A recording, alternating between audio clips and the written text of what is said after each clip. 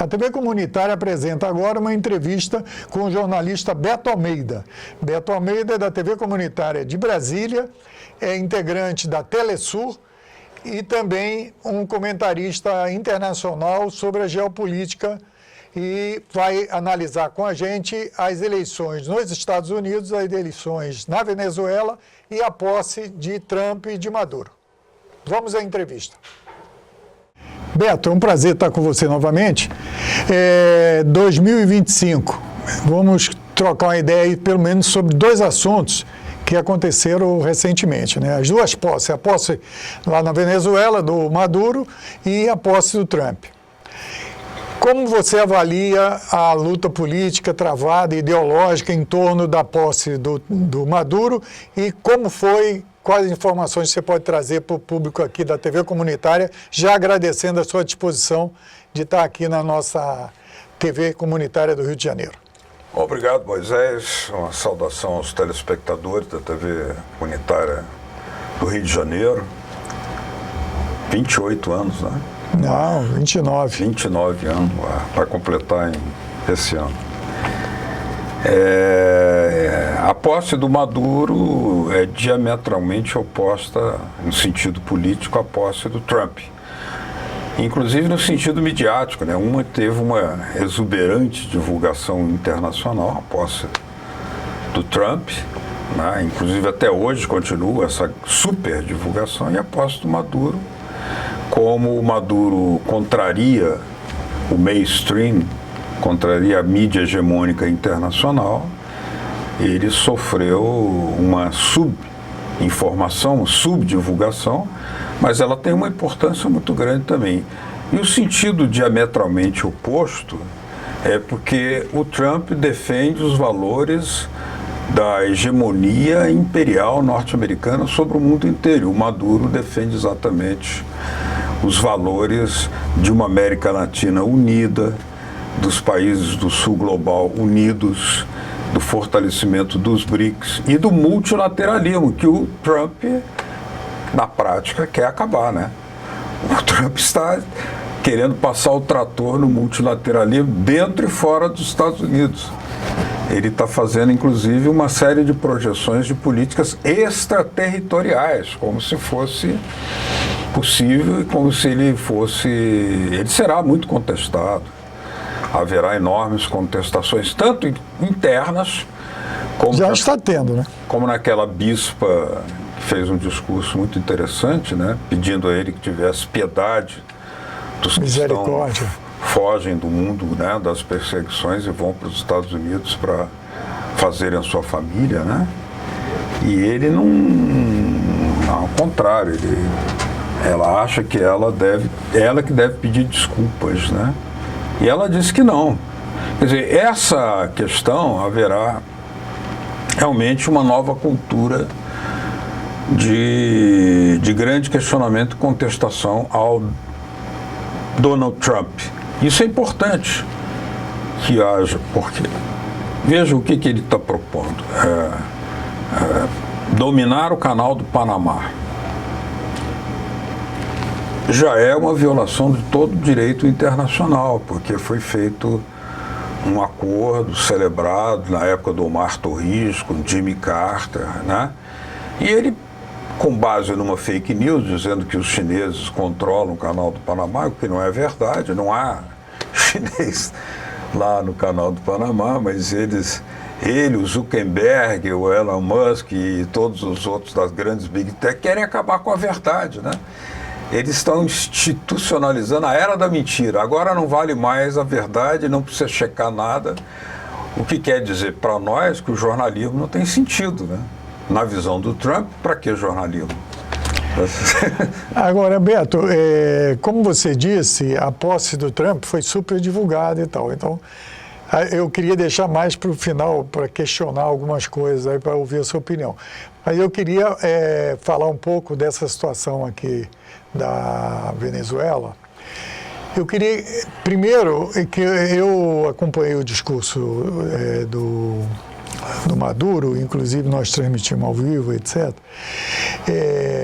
E ele mesmo disse que segmentos progressistas, de esquerda, socialista, comunistas e tal, até se surpreende com a situação da Venezuela, porque eles dizem, pô, diante dessa pressão toda, dessas medidas contrárias ao relacionamento com a Venezuela, às sanções, etc., para que fazer eleição, pô, entendeu? Vamos deixar isso para outro momento e tal, etc. E ele dizia que não. Ele dizia da autenticidade, diferenciação do modelo bolivariano, né, quer dizer, do Chávez, de outras experiências e tal. Eu queria que você falasse um pouco dessa questão mais geral. São 30 e poucas, ele citou lá, são 30 e poucas eleições, e mesmo numa situação de dificuldade econômica devido às sanções, de uma saída, de uma fuga enorme da população, procurando outras soluções econômicas, etc., tal, estimuladas, seja pela oposição, seja pela realidade objetiva, etc., eles continuam seguindo a mesma linha. Então, eu queria que você falasse um pouco sobre essa experiência, né, bolivariana, que você conheceu o Chávez e entende bem.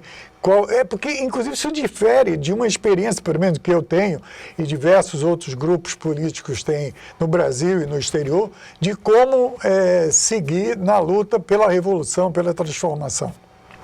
A Revolução Bolivariana, ela tem uma linha, né, de que ela é baseada numa democracia participativa, protagônica, e não apenas representativa, formal. Ela transfere poder de fato, né, por meio de plebiscitos, referendos, eleições, por meio de comunas, para que o povo comece a fazer o exercício de controle dos recursos do país, da receita do país.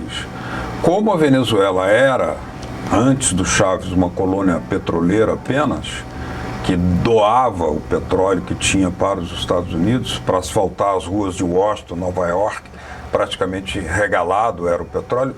O Chávez acaba com a farra e diz, esse petróleo agora vai ser para construir casas, acabar com o analfabetismo, fazer saneamento básico, promover a integração latino-americana, né, porque o Chávez investiu muito também na América Latina, na Revolução Produtiva da América Latina, no Uruguai, na Nicarágua, em Honduras, em Cuba, né?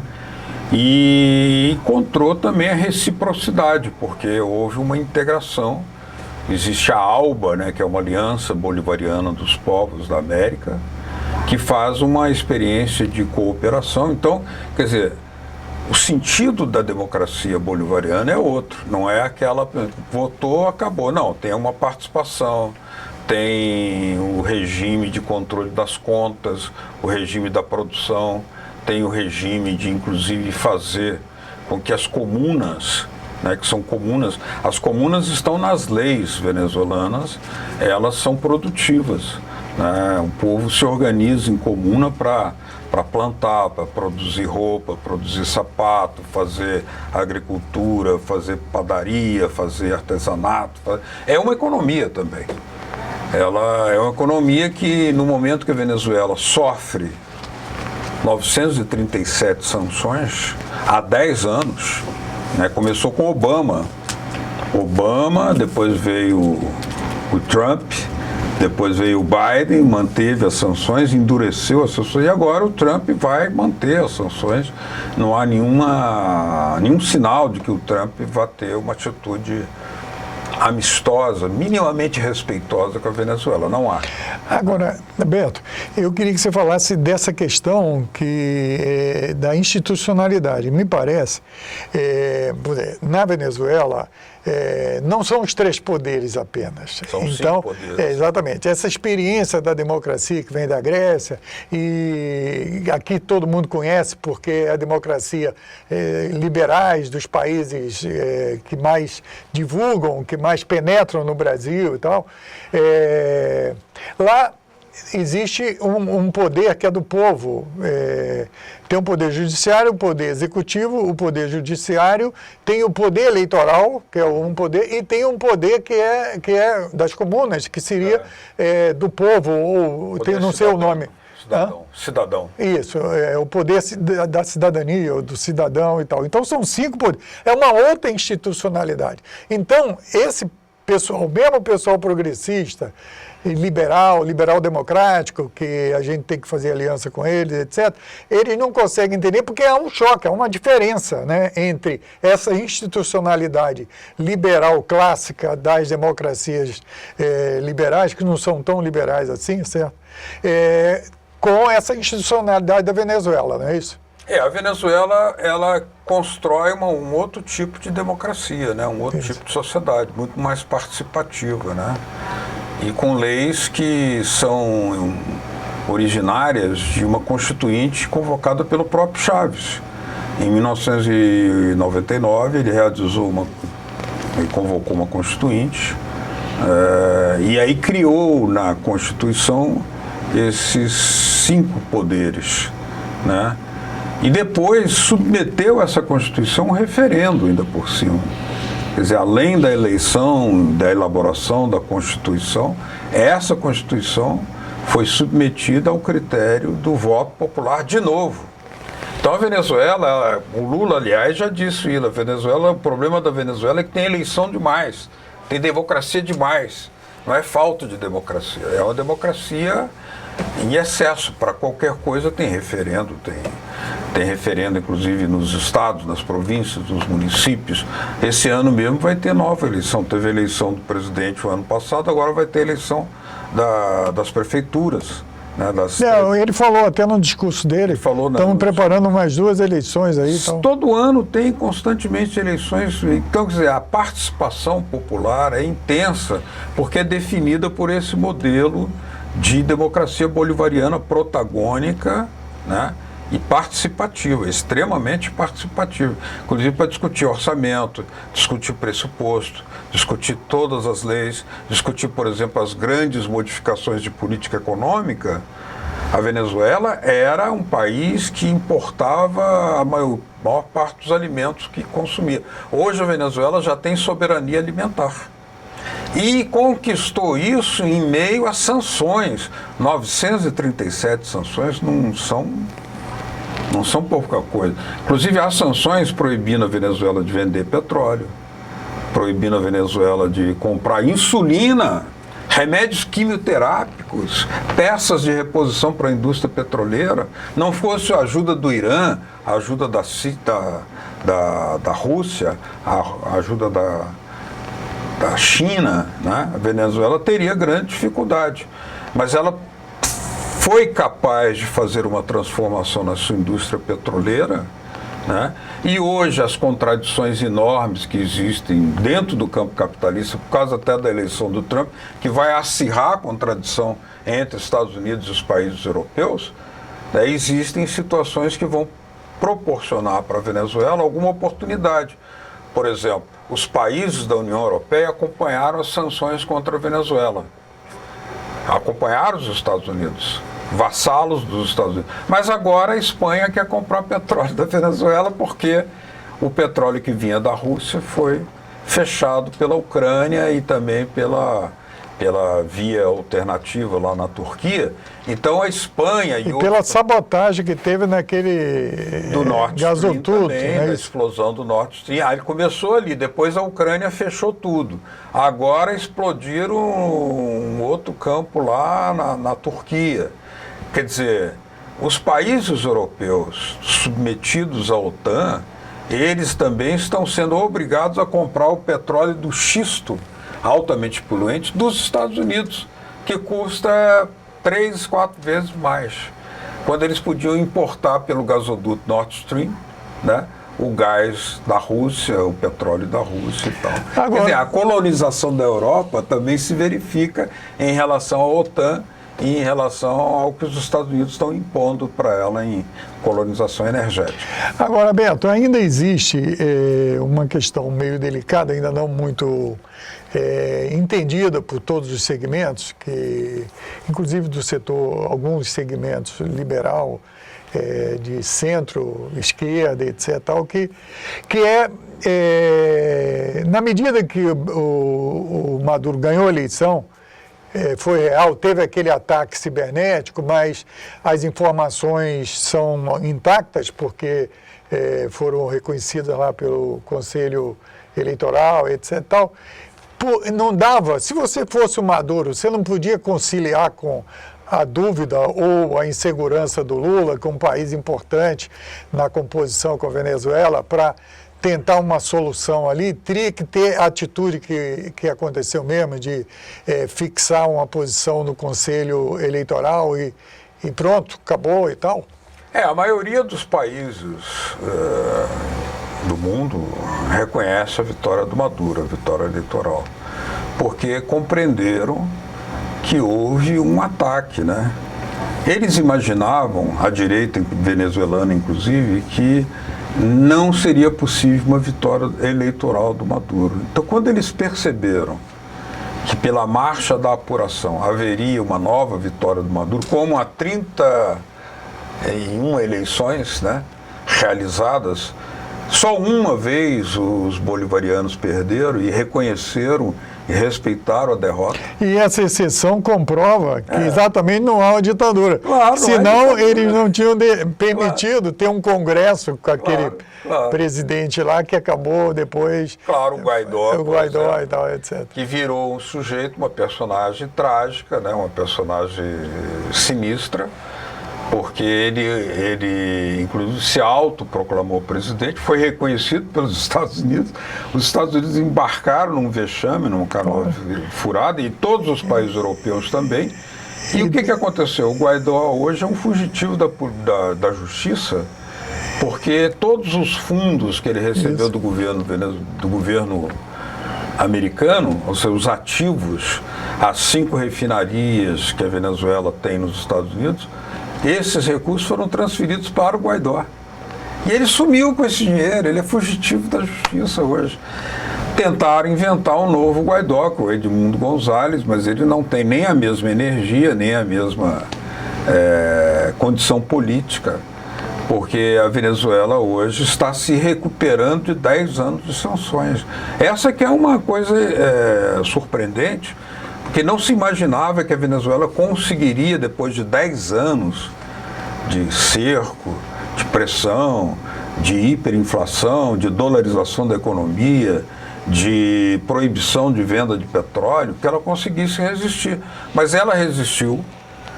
Segundo a CEPAL, ela vai crescer, o PIB é 8,5%, quase 9%. Vai ser um dos maiores do mundo. Maior crescimento. Maior da América Latina, tranquilamente. E a China cresceu 6 e pouco, 7. Quase 6. 7, eu acho que foi 7, o de 2024. E esse crescimento já tinha sido detectado, né, quer dizer, antes das eleições. O último ano, que é o de 2024, a Venezuela tem se recuperado. Foi confirmado agora. Agora, vamos lembrar que durante esse período todo da Revolução Bolivariana, que começou com a vitória de Chávez em 98, se erradicou o analfabetismo. Houve uma redução brutal da mortalidade infantil, né? Durante mais de 10 anos, a Venezuela pagou o maior salário mínimo da América Latina. Quando começou a sanção do Obama contra a Venezuela, isso colapsou o salário, a política monetária, colapsou os preços. A Venezuela teve que inventar um processo de abastecimento, porque o próprio abastecimento entrou em colapso, porque a moeda não valia mais nada. Entende? Então, a Venezuela, que era uma economia... Até muita gente da esquerda mesmo questiona por que a Venezuela não fez a sua industrialização se ela tinha o petróleo. Mas ela começou a fazer a primeira produção, o alcance da autossuficiência alimentar. E aí começou a investir em indústria de mineração, de metalurgia, de construção de casas, porque o déficit de casas, foram construídos 5 milhões e 200 mil residências na Venezuela. E também o que fica claro, né, porque os exemplos são muitos, agora nós estamos falando da Venezuela, mas teve diversos outros exemplos e tal, que é essa questão do imperialismo, né? Quer dizer, cada país tem que construir a sua democracia, a sua maneira de convivência, as suas indústrias, seu processo de desenvolvimento, etc. Tal. E não é uma coisa que tem que ser definida para os outros. Agora, o Trump, nós ainda não vamos entrar no Trump, mas essa política de definir, não, agora nós vamos fazer o que a gente quer e tal, e ferre-se as leis, etc. Tal, isso não vai trazer paz, como ele, inclusive, citou e tal. Isso vai trazer uma tensão mundial. Então, você vê que a China, né, foi lá, desenvolveu a sua política do seu modo. Muita gente não entendeu aquela maneira de criar zonas de exportação e tal, e ele foi criando uma outra política para desenvolver o seu país e tal. Agora, para a gente encerrar o assunto da Venezuela, vamos analisar a posição do Brasil com relação à Venezuela, né? Quer dizer, eu acho que o Brasil fugiu da sua tradição e do comportamento progressista, né, na relação entre os países, né? Quando se discutiu na época Bolívia, lembra? Não sei se foi o Chico Buarque ou alguém que cunhou aquela expressão. Que cunhou a expressão fala grosso com a Bolívia e fala fino com os Estados Unidos, etc. Certo? Essa posição, me parece que a posição mais pior do Brasil foi a posição sobre os BRICS, né? Quer dizer, vetar a entrada da Venezuela nos BRICS, eu acho que passou um certo limite. Totalmente. Ter insegurança, o governo demonstrar uma situação. Na época disseram que o Biden jogou pesado para que não houvesse golpe no Brasil, né? Inventaram essa história aí, que ainda não ficou totalmente comprovado, certo? Tá bom, teve uma vacilação aí. Agora, precisava de vetar a entrada da Venezuela? Isso é um troço que fere profundamente, ficou marcado isso, né? Isso fere profundamente a soberania da Venezuela, certo? A soberania da política Sim. de convivência entre os povos Sim. e até internamente aqui no nosso continente, ficou um negócio para ser reconstruído, vai ser duro, não? É preciso reparar, isso fere profundamente, inclusive fere princípios, né, inabaláveis da não intervenção, da autodeterminação dos povos, né? Falando claramente, o Lula violentou a Constituição brasileira. Esse aspecto, exatamente. Esse aspecto nunca nós tínhamos visto o presidente Lula violar a Constituição brasileira, que prega lá a autodeterminação dos povos e a não interferência em assuntos de outros países. E como terceiro pressuposto constitucional está lá a construção de uma comunidade latino-americana de países. Está no preâmbulo da nossa Constituição. E além do mais, deixa o Brasil numa situação ruim. Como é que vai defender a Amazônia se alguém... Se o Trump aí resolveu dizer, não, é só a Groenlândia, Exatamente. não, vamos tomar conta da Amazônia porque é isso, por sei lá. Os brasileiros não sabem gastar. Como é que vai ser? O Lula vai dizer o quê? Não. Vai pedir solidariedade como? Né? Então, você tem todo esse aspecto, Moisés, muito bem levantado, então, tem esse tipo da violação constitucional, lamentavelmente, pelo presidente Lula, e a verdade tem que ser dita. Nós não podemos fechar os olhos. Agora, por que o presidente Lula chegou a essa posição? Porque, veja bem, se ele questiona o resultado eleitoral, a prática eleitoral, existem muitos outros países no mundo que têm uma série de problemas no seu regime político, inclusive muitos são amigos do Brasil. O Brasil convive plenamente com esses países. E o Brasil não fica questionando esses países a ponto de prejudicá-lo em suas políticas soberanas, que foi o que aconteceu contra a Venezuela. Quer dizer, não apenas o Brasil questionou, como tomou uma medida concreta para impedir que um país que está sancionado, que está perseguido pelos Estados Unidos, tenha uma oportunidade de desenvolvimento, de superação de suas dificuldades econômicas junto aos BRICS. Quer dizer, o que tem a ver o Brasil, digamos, ter uma visão em relação ao governo Maduro e não reconhecer o direito da Venezuela, porque o presidente Lula defende o fortalecimento do Sul global, mas não da Venezuela. Venezuela é do Sul global. E a maior reserva petrolífera do mundo, articulada com o Sul global, seria o bem de todos que fazem parte do Sul global, inclusive o Brasil, inclusive os BRICS, inclusive uma nova realidade para a própria Venezuela. Quanto mais crescer a economia venezuelana, melhor para o Brasil. E eu acho que tem uma questão também, que é o seguinte: essa política coloca o Brasil num beco sem saída. Por quê? Porque quando você levanta isso, você levanta o seguinte: como é que você vai saber o que aconteceu mesmo na Venezuela, meu querido? Exatamente. Ninguém tem condições de saber exatamente, controlar a realidade dos outros países. Isso é usado na luta política, na luta ideológica, no posicionamento de isolamento de uma área e de outra, e que desserve aos interesses do Brasil.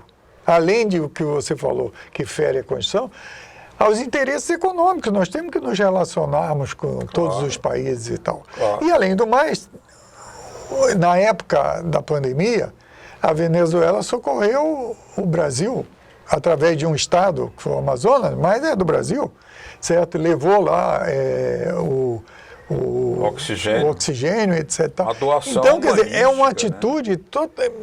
Agora, como é que fica? Sabe, agora está com a cara de... Sabe, uma cara de paisagem, porque como é que vai atuar agora? Exatamente. Certo? Porque o negócio... Porque não basta o Lula dizer que não quero guerra contra a Venezuela, como ele disse, porque ele já adotou a política. Agora é preciso reparar o erro. Na prática, ele deu uma guerreada, né? Ele fez uma guerra, ele foi hostil. Foi hostil. Ele foi cerceador, ele foi... digamos, repressivo. Porque uma coisa é você ter uma posição que não apoia. Mas outra coisa é você ter uma posição negativa, impedir. Impedir. Porque barrou o direito da Venezuela. Por exemplo, integração latino-americana. Com quem o Brasil pode contar como parceiro mais leal? Com o Milei ou com o Maduro? Não, olha, o Milei agora. O Milei está dizendo que vai sair do Mercosul. Vou sair do Mercosul, vou assinar com os Eu acho que sair do Mercosul só se os Estados Unidos não estão em condições de cobrir a relação que a Argentina tem com o Brasil, somente nessa questão dos automóveis, etc. Tal, certo? Não tem, porque os Estados Unidos essa política do Trump, que nós vamos conversar daqui a pouco, é uma coisa que, do ponto de vista econômico, para os Estados Unidos é complicadíssimo, certo? Agora, você tem uma atitude de certa tranquilidade com relação ao Milei e para um aliado histórico e do seu campo, você tem uma atitude agressiva. E agora o Milei pega e dá uma... Exatamente. Diz que vai ter uma atitude mais agressiva e tal. E o Maduro quer o reingresso no Mercosul, né, porque ele foi suspenso. A Venezuela foi suspensa, mas a Venezuela faz parte do Mercosul e ela quer plenos direitos de atuar no Mercosul e a economia da Venezuela com a do Brasil tem uma série de elementos que são complementares.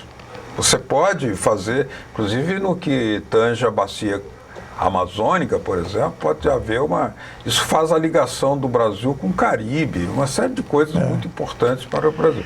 Quer dizer, é preciso reparar esse erro, é preciso revisar esse erro. Eu acho que o presidente Lula, que já reconheceu tantas vezes alguns erros que ele havia cometido, falou: pô, eu errei em relação ao Getúlio.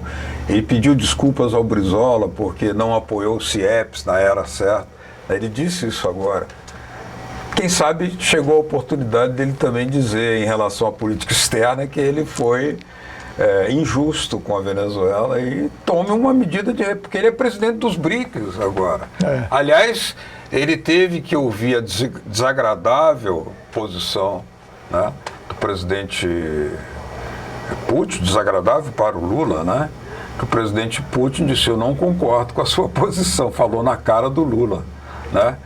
E aí vocês precisam conversar mais, Brasil e Venezuela. E é isso que precisa acontecer, pô. Não conversas midiáticas, não conversas francas. Nós estamos passando uma entrevista como é o nome do chanceler? Da Rússia? Lavrov. Sergei Lavrov. Sergei Lavrov. Que ele ressalta que a Rússia vai apoiar a gestão presidencial do Brasil, dos BRICS, etc. Tal. Ele faz um balanço de toda a gestão lá do Putin à frente dos BRICS. Vamos torcer para que isso possa ser um momento de reflexão, né, do próprio Lula com relação a isso. Agora eu queria entrar na questão do Trump. O que você considera, no sentido da luta internacional, né, da geopolítica, etc., do mundo, a eleição, né, porque a eleição e a posse, o que ele está fazendo agora foi dito antes, etc., certo? Como é que você analisa isso, agora que estamos vivendo objetivamente com os Estados Unidos dirigido pelo Trump? Muitas políticas lançadas pelo Trump antes, elas encontram um apoio dentro dos Estados Unidos porque a política anterior do Biden era de favorecer uma espécie de desindustrialização interna. Então isso provocava nas classes trabalhadoras, nas classes produtivas, uma certa distância. E isso pesou muito na derrota dos democratas, né, da sucessora do Biden, né? E favoreceu o Trump no seguinte sentido: eu vou fortalecer a industrialização interna. Por exemplo, ele está dizendo que vai perfurar mais petróleo, ainda que um custo ambiental é enorme, porque é o petróleo do xisto, do fracking, que é terrivelmente poluente. Mas digamos que ele já tirou os Estados Unidos do Acordo de Paris, do clima. Da OMS. Ele não está ligando muito para a questão climática, ele vai entrar diretamente. Nesse sentido, existe um certo realismo político, duro de entender, porque é muito prejudicial aos demais países, né? Mas essa questão de priorizar novamente o petróleo levanta sinais amarelos para a Venezuela. Voltamos ao tema Venezuela, porque é a maior reserva petrolífera do mundo, muito próxima dos Estados Unidos. Ele está falando no canal do Canadá, ele está falando no México, ele está falando no Canadá. Ele pode chegar um pouco mais para cá, né? Ele pode chegar na Venezuela. Porque ele disse, né, que no primeiro mandato ele chegou a propor um assalto às reservas do Orinoco na Venezuela, mas que não foi apoiado na época pelos seus assessores. Quer dizer, veja bem, o Biden fez isso em relação à Síria. Foi lá, mandou tropas para a Síria e rapinou o petróleo da Síria, antes mesmo do Assad cair. Antes dele cair. Mas eu acho que o buraco na Venezuela é mais embaixo, certo? É claro que uma aventura dessa vai ser uma coisa que vai causar danos enormes, né? Quer dizer, não é aceitável e não é nem muito bom a gente pensar nisso, né? Agora, os Estados Unidos já se meteu em muitas furadas e se ferrou, né? Coreia, Vietnã, certo? Teve um outro país que ele foi fazer ajuda aí, não me lembro. O Iraque? Não, o Iraque, mas eu estou falando. O Iraque ele conseguiu derrubar, o Afeganistão saiu daquele jeito. No Irã, né, quer dizer, eles saíram numa coisa. E teve um outro país que eles foram só distribuir alimentos, mas era uma maneira de intervenção e tal, e que eles saíram corridos, etc. Tal. Então, é claro que nós não podemos estimular a loucura, né, porque a loucura acaba prejudicando uma série de pessoas inocentes, nações, etc. Agora, temos que enfrentar o que vier, né? Quer dizer, o que vier, veio, né? A gente tem que tratar, ver o que pode ser feito para quem tem juízo e tal, no sentido de... Agora, você acha que essa política... Veja bem, essa política do Trump de, por exemplo, taxar todos os países, né? Os bens que... Ele fala em Canadá, México, taxar a China... Pelo menos esse, mas eu acho que ele falou também da Europa, certo? Nas relações. Isso vai aumentar a inflação nos Estados Unidos. Aí ele está propondo distribuir, fazer descontos e tal, fazer uma distribuição interna para as empresas, etc. Tal, não aumentar os seus preços lá, certo?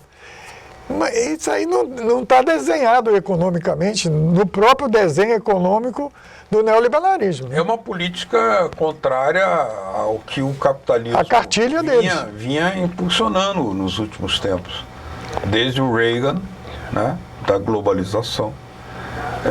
A globalização é isso, você dilui o valor e a importância das fronteiras em nome do mais forte.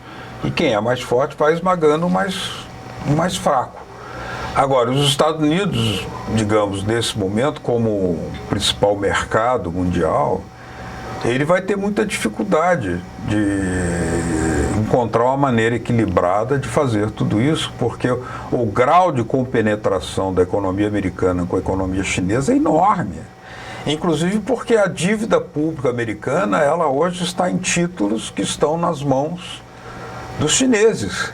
Então, se os chineses resolverem cobrar, isso tudo é prenúncio de guerra, de muita tensão que pode levar a novas guerras. Então, quer dizer, nós estamos entrando numa esfera muito perigosa com esse discurso do Trump e não deve ser excluído, porque, veja bem, em 89 já era o governo Reagan, né, final do governo Reagan, e houve uma intervenção no Panamá. Tropas americanas prenderam o presidente Noriega no Panamá. E levaram para os Estados Unidos. Depois retiraram as tropas.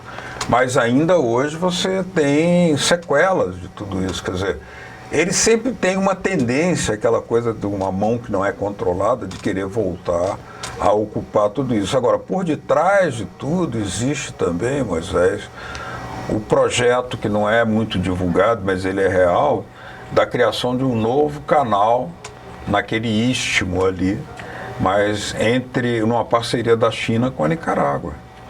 Entende? Não, e o México está fazendo um. E o México fez um. De 1.500 metros. Ferrovias, né? Ele tem uma ferrovia que já atravessa do Atlântico, inaugurou há pouco agora. Mas parece que é um canal mesmo, que negócio de navio e tal. Bom, aí tem essa concorrência que já digamos, muitos países já usam essas outras ligações. Como a tendência do comércio internacional é sempre crescer, o canal do Panamá vai ficando muito pequeno. Mas você veja assim, quando o Brasil ajudou na criação do Porto de Mariel em Cuba, era pensando numa revolução produtiva para todo o Caribe, não só para Cuba. Porque um porto daquele tamanho digamos, não deve ser pensado só como algo nacional, porque é algo que movimentaria toda a economia portuária daquelas regiões ali. Porque os grandes países poderiam aportar seus navios no Porto de Mariel e depois do Porto de Mariel ir redistribuindo para os outros países menores do Caribe, que não tem sentido você chegar com um navio super gigante num porto que não cabe. E a tendência hoje são navios de 10 andares, é um negócio, né? Então, quer dizer, em última instância, a política do Trump, ela cria uma confrontação com essa tendência global. Porque o que eu estava vendo? A China estava e está ainda com seus produtos cada vez mais presentes no mercado norte-americano. Como é que os Estados Unidos vão tirar? Como é que ele vai tirar 11 milhões de imigrantes ilegais dos Estados Unidos? 11 milhões é uma população de Cuba. 11 milhões. E os mexicanos que estão lá já há 60 anos, há 100 anos, já constituíram várias gerações que estão lá nos Estados Unidos, você não tem como fazer uma... Isso aí leva a uma situação de guerra civil quase. Eu acho que... Porque é o seguinte, o próprio Trump nos Estados Unidos, ele não tem... Até agora ele não tem a maioria do apoio. certo? O que aconteceu é que os democratas botaram a candidata e todas aquelas maluquices lá feitas pelo próprio Biden, né? Totalmente sem condições de liderar coisa nenhuma. E, além do mais, certo, quer dizer, eles tiveram a atitude, o Biden, né, de apoio incondicional a Israel. Então, um segmento mais progressista do Partido Democrata sempre esteve de votar, certo? A gente viu aquele movimento dos estudantes das universidades, que foi muito forte e tal, e, quer dizer, a abstenção desse segmento teve lugar que nem votou nem internamente, não foram nem escolher o candidato democrata, certo? Então, quer dizer, foi uma atitude também, de certa forma, a coisa confluiu para a vitória do Trump, e essa atitude dele agressiva, agora, com relação ao gênero, certo? Com relação aos imigrantes, inclusive crianças que nasceram nos Estados Unidos, que são protegidas pela Constituição e tal, ele está querendo... ele tomou medidas que eu acho que é aquele negócio, vamos ver se vai ter reação ou não vai ter reação. Mas vários estados, da Califórnia e diversos outros estados já reagiram na justiça e tal. Então vai ter uma confrontação interna. Vai haver E isso também vai levantar movimentos sociais, certamente. Certamente vai haver grande estímulo à luta política nos Estados Unidos, de novo tipo, né? Porque uma coisa é você retomar a industrialização do país, que para o setor da classe operária é bom. É nesse sentido que o Trump teve apoio na classe operária. Agora, isso porque os democratas, eles pagavam o preço amargo do apoio ao genocídio de Israel, do apoio à guerra na Ucrânia, do apoio a intervencionismo na Síria, na Líbia, onde eles estiveram. E de alguma forma isso, a questão da globalização, porque é uma globalização onde as indústrias americanas, norte-americanas, foram para a China e ficaram só com a marca, com marketing, etc. Mas lá construindo, mas diferente de outros países. Porque lá eles tiveram que repassar várias tecnologias, os chineses aprenderam, né? Porque os chineses estiveram no Brasil, quando o Brasil tinha um PIB maior do que a China. Né? E quer dizer, como é que vocês cresceram tanto da Revolução de 30 até 80? Como é que vocês cresceram? Qual foi a fórmula aí? E discutiram isso. Era e tal. A presença do Estado. Exatamente. E eles foram lá, aplicaram e os caras estavam achando, né, quer dizer, iPhone e não sei o que, todo mundo está na China fabricando barato e tal, e depois o negócio ficou agora complicado. Eles abriram seletivamente certas fatias de mercado, né, mas sob controle. Mas com a garantia de que parte da tecnologia seria aprendida pelos chineses. Em 5 anos tinha que repassar tudo. Né? Mas as leis trabalhistas eram dos chineses, a política salarial era dos chineses. Então isso criava uma situação de ambivalência que beneficiou, mesmo pagando um preço muito amargo para a classe trabalhadora chinesa, durante um período teve o poder aquisitivo restrito, isso aí mas tinha remuneração indireta, né? Saúde gratuita, alimentação praticamente gratuita, habitação gratuita, educação gratuita. Esses são salários indiretos.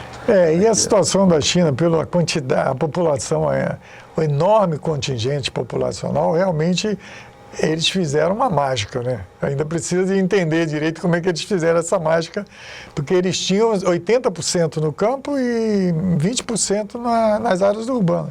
Fizeram uma superindustrialização. Exatamente.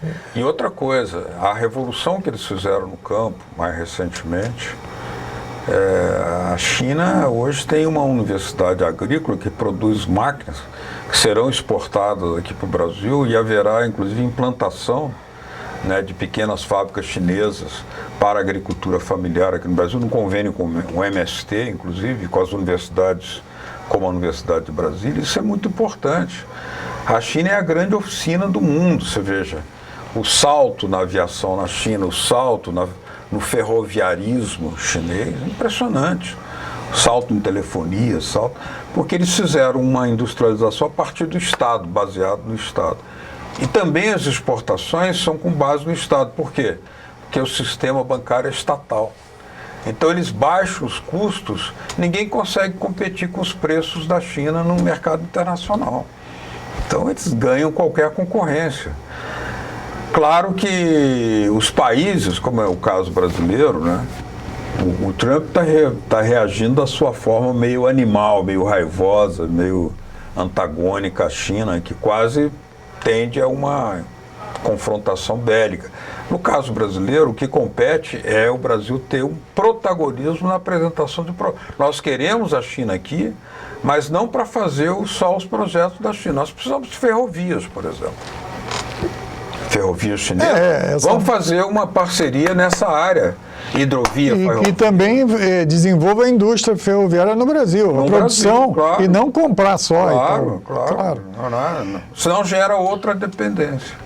Então, mas eu acho que, por enquanto, se você até respondendo aí na primeira pergunta e tal, você falou que ainda estão falando do Trump e tal. Então, quer dizer, nesse primeiro momento, obviamente que a reaglutinação das forças progressistas dentro dos Estados Unidos, claro que o progressismo aí depende da realidade.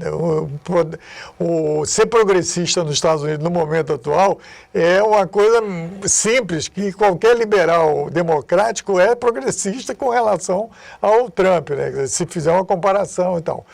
Eles vão ter tempo aí para porque já nos Estados Unidos teve muitas manifestações, teve aquela tomada das praças, né?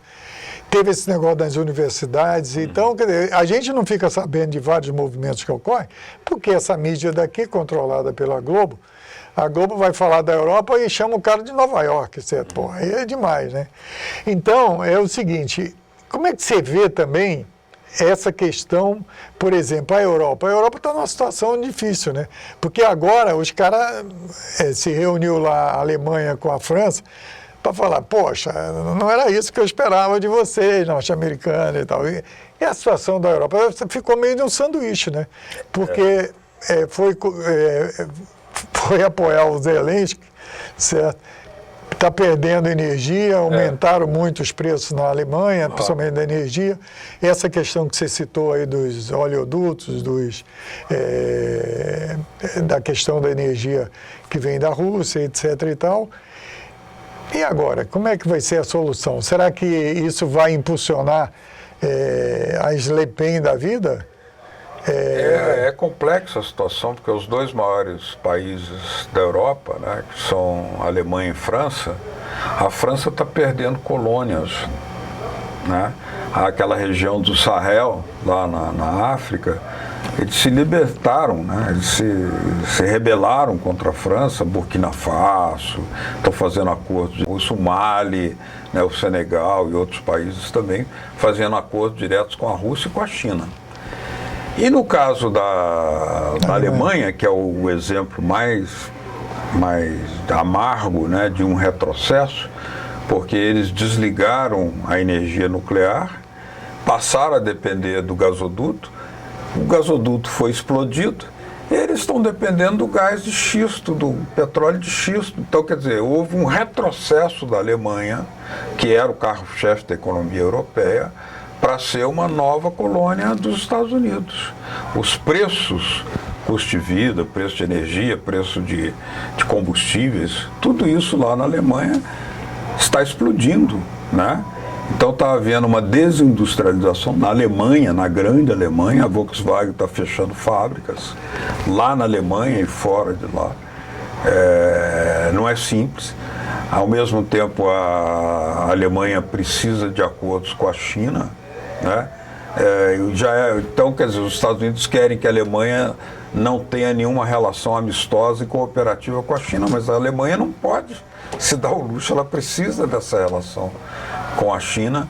E a mesma coisa a França, que inclusive já chegou a anunciar em outro momento que poderia assistir à reunião da cúpula dos BRICS como ouvinte para saber como era. Quer dizer, eles estão diante de um fato concreto.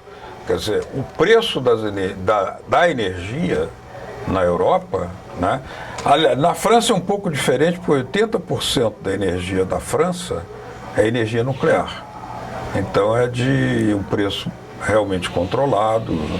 Mas no caso da Alemanha, fugiu do controle. No caso da Espanha, fugiu do controle. A Espanha está pensando em comprar petróleo da Venezuela. E a Espanha, o governo espanhol, tinha uma atitude muito hostil com a Venezuela, vai ter que mudar o discurso, né? Por isso, inclusive, houve a participação lá na Venezuela agora de representantes da esquerda espanhola que fazem parte do governo. Apoiam algumas coisas, outras coisas, mas eles... É o pessoal que surgiu das ruas, né? E eles precisam ter algum tipo de relação com a Venezuela. Então, quer dizer, aquela política da Espanha de apoiar às cegas, né, a OTAN na guerra contra a Rússia vai ter que ser revista. O Zelensky está meio apavorado, porque não sabe se vai ter apoio para continuar com a mesma posição, e ao mesmo tempo o primeiro-ministro da Inglaterra foi à Ucrânia agora porque ele quer tirar vantagem. Ele está falando, inclusive, da possibilidade da Grã-Bretanha e da França mandarem o que eles chamam de tropas de paz, entre aspas. Tropas de paz quer dizer que são tropas que, na verdade, eles querem criar um modelo tampão para rapinar boa parte da economia ucraniana, que tem muita coisa. É um país riquíssimo, né? Então, quer dizer, eles usaram a guerra, usaram o povo ucraniano como carne de canhão, e agora eles vão querer arrancar pedaços da economia. Agora eu queria, nós estamos caminhando para o encerramento, Beto, eu queria que você falasse o seguinte, por exemplo, a questão de como, porque o Biden, o Trump falou que ia fazer a paz. E houve um acordo lá de cessar fogo e tal, em Gaza, que não se tem total certeza da permanência dessa política e tal, porque pela agressão de Israel, né? O Zelensky chegou a dizer antes um pouco, depois da eleição do Biden, do Trump, dizer que parece que nós vamos chegar a um cessar-fogo e tal, etc. Porque teve um comentarista que falou que aqueles acordos de Minsk, né, eu acho que o Zelensky chegou a apoiar os acordos de Minsk e tal, mas depois parece que aquela turma mais violenta, que é aquele exército lá de nazistas, né, que acabou... E a Grã-Bretanha também, que isso, sabotou. Exatamente. E o Zelensky ficou numa situação meio... teve que embarcar nisso, e ele vai ser o cara que mais vai... Porque, obviamente, que ele vai sair do governo, né? Quer dizer, vai pagar caro. Vai pagar caro e tal, etc. Essa questão da OTAN, o Trump está pressionando, dizendo que a Europa tem que botar mais dinheiro na OTAN, que os Estados Unidos não vai ficar pagando para esses países e tal. Então, há um conflito também, porque há um conflito do Trump com a população, boa parte da população norte-americana. Agora ele abriu também guerra com o pessoal LGBTQIA+, certo? Com essa questão de que, do ponto de vista institucional, é só homem e mulher, não tem mais nenhuma... Todas as políticas que vão ser reformuladas, etc. Tal. Ele falou que vai derrubar o governo do Canadá, que vai mudar o nome do México, lá do Golfo do México, etc. Tal. O Hitler já foi demonstrado com o Hitler que ele não podia, né, quer dizer, abrir tantas frentes ao mesmo tempo, porque não ia dar conta, né, e se ferrou. Ele tem vários objetivos menores, né, que são esses que você citava: Canadá, Groenlândia, Panamá, a própria Venezuela, México, né? O México é real o conflito, porque há uma situação social nos Estados Unidos, da base social do Trump, que tem repúdio aos imigrantes. Lamentavelmente, ele é baseado numa ideologia muito reacionária, muito desumana, né, cruel, verdadeiramente. E aquela bispa fez aquilo. Uma ideologia nazista. Nazista. Só que é o seguinte, para você apoiar o nazismo, você tem que ter aquela base que o Hitler tinha, que era dos oligopólios estarem unidos num projeto expansivo, né?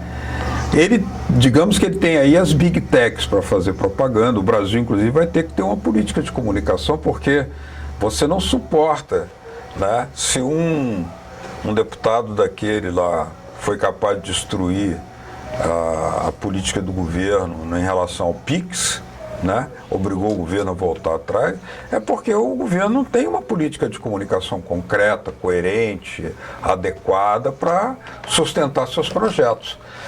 No plano internacional, o Trump vai fazer isso com o apoio dos três maiores, né, do Zuckerberg, do Elon Musk e do outro, do Bill Gates e do outro lá. Mas isso não quer dizer que eles possam fazer tudo o que queiram. Você veja a resposta da Rússia hoje. Até agora nós não vimos nada de novo, porque o Trump falou em que queria fazer um acordo, nós estamos esperando um debate, estamos abertos ao diálogo.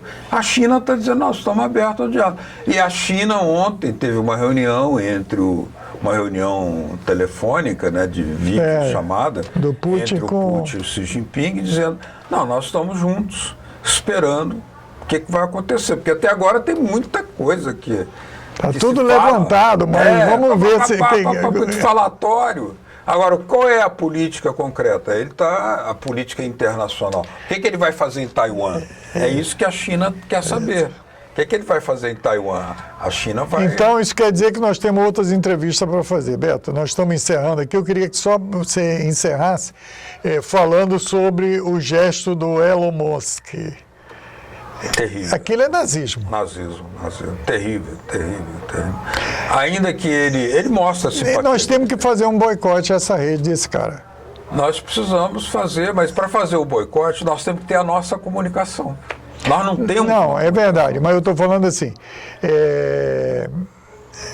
nós temos que ter propostas no Brasil, isso não só governamentais como nos movimentos sociais, atitude, porque é o seguinte, isso aí, um cara fascista, nazista, certo, comandando uma rede social, como é que a gente pode estar nessa rede social, certo? A gente tem que construir alternativa. E existe uma proposta de construir a internet dos BRICS feita por um senhor chamado Vladimir Putin. O Brasil deve apoiar. Isso. Nós temos que ter a nossa plataforma e no Brasil nós temos que ter a nossa comunicação. A TV Brasil, por exemplo, devia pegar em todo o território nacional e não ser apenas uma TV a mais invisível. E temos que desenvolver a campanha para garantir de não perder o canal da cidadania. Não perder o canal da cidadania, não perder a TVT, porque ela está numa crise econômica muito forte, né? E ali nós temos uma concessão que pertence aos movimentos progressistas, que precisa ter uma sustentação para que ela tenha alcance nacional. Nós podemos fazer isso. Acho que é uma campanha que nós temos que desenvolver. Beto, eu queria agradecer muito o seu retorno aqui ao estúdio da TV Comunitária do Rio de Janeiro, desde 1996, no ar, certo? Caramba, hein? Então, nós somos uma das 3 primeiras. Depois vieram vocês e tal, lá de Brasília. Brasília. Queria agradecer a sua presença aqui e, obviamente, vamos fazer outros debates. Se você quiser as suas últimas palavras, fique à vontade. Um abraço a todos vocês, telespectadores da TV Comunitária do Rio de Janeiro. Aqui estamos em parceria constante, a TV Comunitária de Brasília, a Telesur também, que vai completar agora esse ano 20 anos, né? Em julho, no dia do aniversário de Bolívar, o sonho do comandante Hugo Chávez de fazer pela televisão a integração informativa cultural da América Latina. Continuamos com os mesmos sonhos e vamos atrás deles, porque os sonhos não envelhecem e nós vivemos com eles.